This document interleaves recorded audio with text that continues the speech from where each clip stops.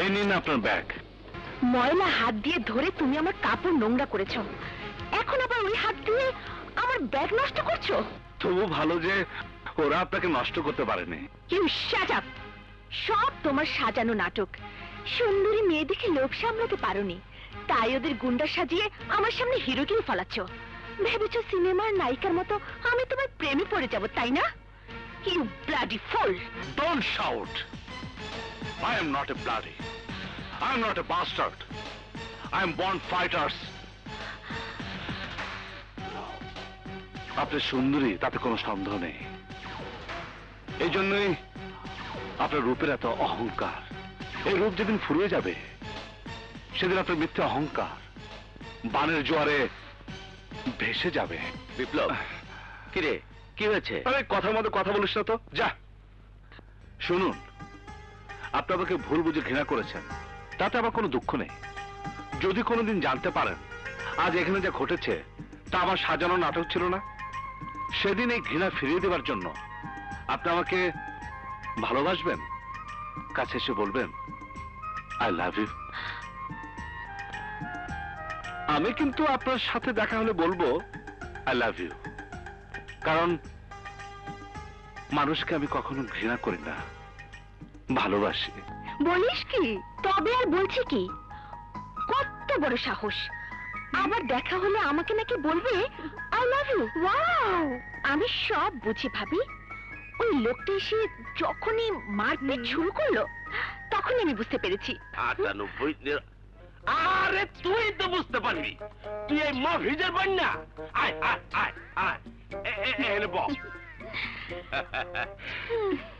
ও তোর উপরে হামলা করতে পারে এমন কোন গুন্ডা, এমন কোন মাস্তান আছে শহরে?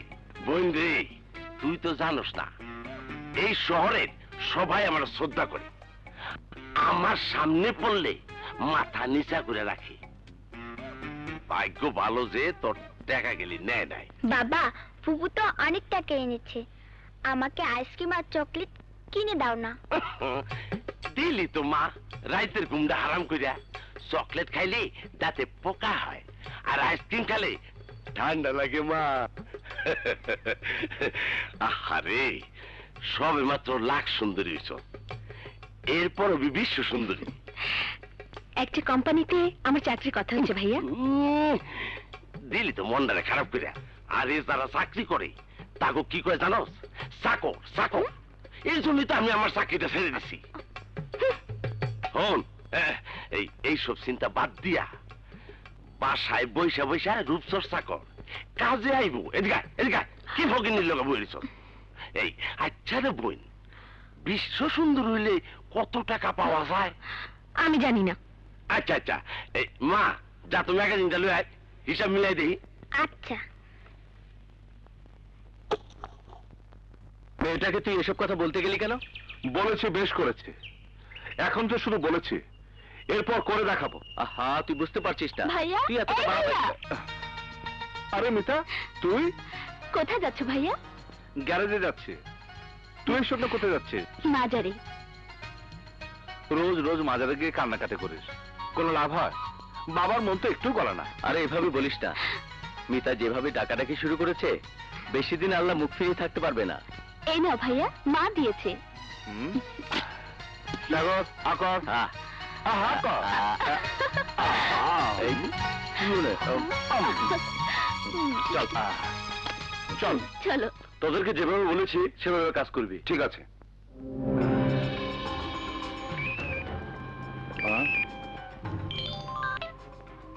হ্যাঁ বল ভাই, আমার ইনফরমেশন কারেক্ট। হাশেম 4 জন লোককে সঙ্গে নিয়ে বাংলো থেকে বের হচ্ছে। হাশেমকে আজই খালাস করে দেব। সমস্ত সিন্ডিকেটে খবর লাগা।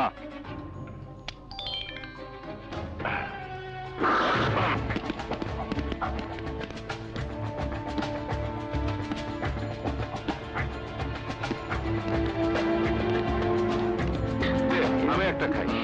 ভাইয়া নাও। মিষ্টি আসলে খুব টেস্টি না? খা খা না, আর খাবো না। হ্যাঁ, মা খাবে কিন্তু। এই, দাঁড়া দাঁড়া।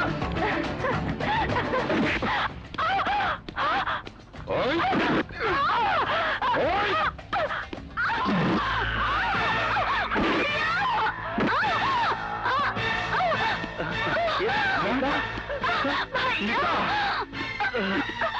সীতা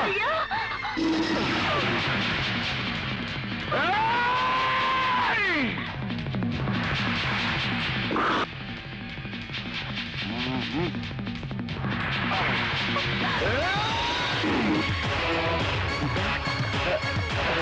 কিছু হয়নি সুমিতা?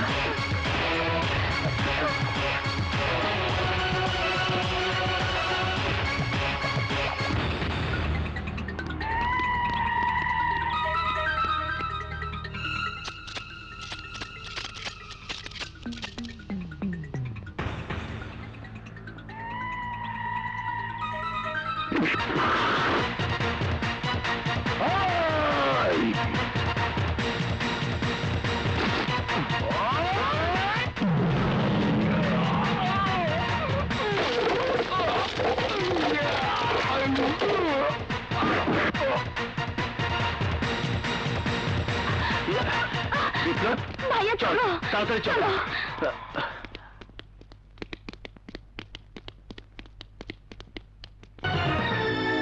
ওসমান, এই চল।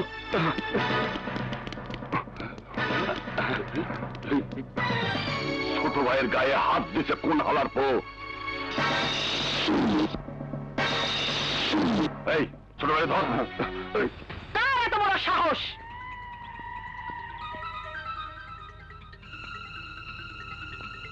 আমার ছেলের গায়ে হাত দিয়েছে কে? এই প্রশ্নের উত্তর মোরাও জানি না আম্মা হুজুর। বল উসমান, কে তোর গায়ে হাত দিয়েছে? ছোট ভাই জবান বন্ধ হয়ে গেছে, কোনো কথাই কইতে আছে না। বল ছোট খোকা, চুপ করে থাকিস না। ভুলে যাস নে, পাশার তুই আমার আদরের সন্তান, আমার কলিজার টুকরা। বল বাবা, কে মেরেছে? একবার শুধু বল, বল তোকে কে মেরেছে? কিভাবে বলবো? আমি তাকে চিনি না। আর বারবার বলছো কে মেরেছে, কে মেরেছে, কে মেরেছে? কি আশ্চর্য ব্যাপার, মাইর খাইছে না আমনে, অথচ আমনেই কইতে পারতেছে না কেডা মারছে। চল। কি বড় ভাই চাইপে যাও। আচ্ছা চাইপে গেলাম। তুই না বললেও পাশা ওকে ঠিকই খুঁজে বের করবে। আম্মাজান ঠিকই বলেছিল ওসমান, ওকে আমি এমন ভাবে মারবো যা তুই চিন্তাও করতে পারবি না। তুই তো জানিস আমাদেরকে কেউ ডিস্টার্ব করলে আমি তাকে শেষ করে দেই। হ্যাঁ, ওই গুন্ডাটাকে আমি চিরদিনের জন্য ভুলে যেতে চাই, কিন্তু ভুলতে পারি না। তুমি ওকে আমার মন থেকে ভুলিয়ে দাও খোদা, আমার মন থেকে ভুলিয়ে দাও, ভুলিয়ে দাও খোদা, ভুলিয়ে দাও। আমিন। আমিন।